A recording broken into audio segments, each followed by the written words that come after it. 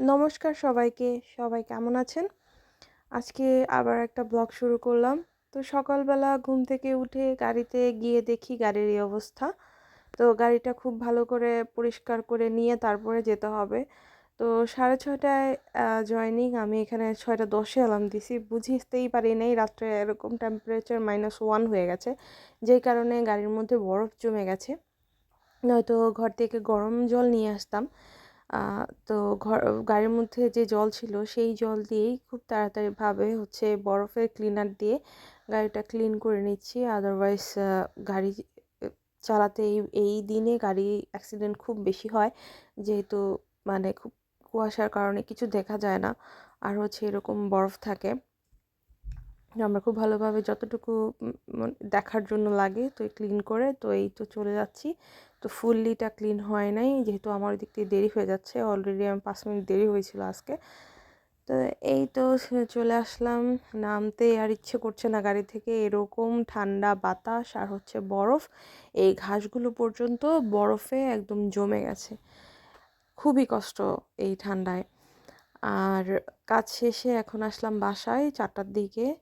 তো আসার পরে আ মাছ ভাজা আর মাছ দিয়ে কালিজিরা দিয়ে, পেঁয়াজ দিয়ে, টমেটো দিয়ে একটা মাছের ভুনা। খুবই টেস্টি।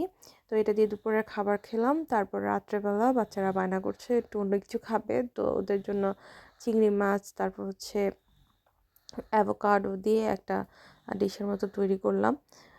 তো এদিকে চিংড়ি মাছটা ভাজা হচ্ছে আর এখানে অ্যাভোকাডো ছিল, অ্যাভোকাডোটা কেটে নিচ্ছি। আর ওইদিকে টোস্টটাও হচ্ছে। তো অ্যাভোকাডো ঘরে বেশি দিন রেখে দিলে ব্ল্যাক হয়ে যায়। তো এইটা আবার খুব সুন্দরভাবে পারফেক্টভাবে পেকেছে। আবার অনেক সময় অ্যাভোকাডো কাঁচা থাকলে ওটা আবার সুন্দরভাবে ম্যাশ করা যায় না। তো এটা খুবই পারফেক্ট একটা অ্যাভোকাডো আমার ঘরে ছিল, যেটা খুব ভালোভাবে মানে হয়েছে আর কি, যেটা ম্যাশ করার মতো উপযুক্ত। তো এই তো কেটে তারপর সুন্দর করে ছাড়িয়ে নিচ্ছি খোসা থেকে। এদিক থেকে ব্রেডটাও হয়ে গেছে, চিংড়ি মাছটা ভাজা হয়ে গেছে। তো এখান দিয়ে নামিয়ে নিচ্ছি। আর এই তো এই অ্যাভোকাডোটা একটু গোলমরিচ, একটু লবণ, ইচ্ছে করলে একটু লেবু অ্যাড করা যায়। তো এটা স্প্রেড করে ব্রেডের সাথে খেতে ভালোই লাগে।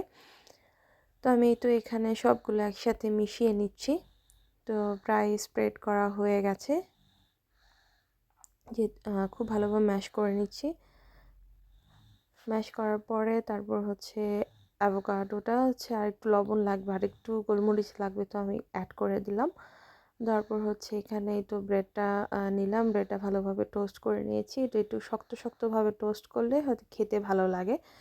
তো এই তো অ্যাভোকাডোটা পুরোটা ব্রেডের মধ্যে আমি স্প্রেড করে দিচ্ছি। এখানকার এই সকালের ব্রেকফাস্টে বা রাতের খাবারে এটা খুবই মানে জনপ্রিয় একটা খাবার অ্যাভোকাডো অন টোস্ট। আর এটা সাথে ডিম দিয়ে খেতেও ভালো লাগে। অল্প একটু সালাদ দিয়ে খেতেও মন্দ হয় না। তো যারা ভেজিটেরিয়ান পিপল আছে তারা বেশিরভাগই এইসব ভেজিটেরিয়ান জিনিস খায়। তো এটা আমি এটা সুন্দরভাবে কেটে প্লেটে দিয়ে দিচ্ছি। এটা খুবই সুন্দর লাগে প্লেটে গার্নিশ করলে। তো আমি এই চিংড়ি মাছগুলো সাইডে দিয়ে আর অ্যাভোকাডোটা একটা স্লাইস এখানে দিয়ে এর মাঝখানে আমি এদিকে একটা ডিম পোস্ট করে নিয়েছি। ডিম পোস্টটা সাথে দিয়ে দেব। তো এটা একটা পারফেক্ট হেলদি ডিশ রেডি। এর সাথে ইচ্ছে করলে বললাম না, হালকা একটু চেরি টমেটো আর সালাদও অ্যাড করা যায়। তো এই ফাইনাল লুক। আর এরপরে এই ছোটজন বলছে ও নাকি ডিম দিয়ে রুটি ভাজি খাবে। তো আমি এখানে লাইক নর্মালভাবে ডিম দিয়ে রুটি যে এপিট ওপিট করে ভরিয়ে তারপরে যে ভেজে যে সফট একটা করা হয়, তো সেভাবে ভেজে নিয়েছি। আর ওর জন্য ডিম আর চিংড়ি মাছ দিয়ে দিয়েছি। তো এই ছিল রাতের ডিনার। তো আজকে এই পর্যন্তই। সব ভালো থাকবেন। Bye bye.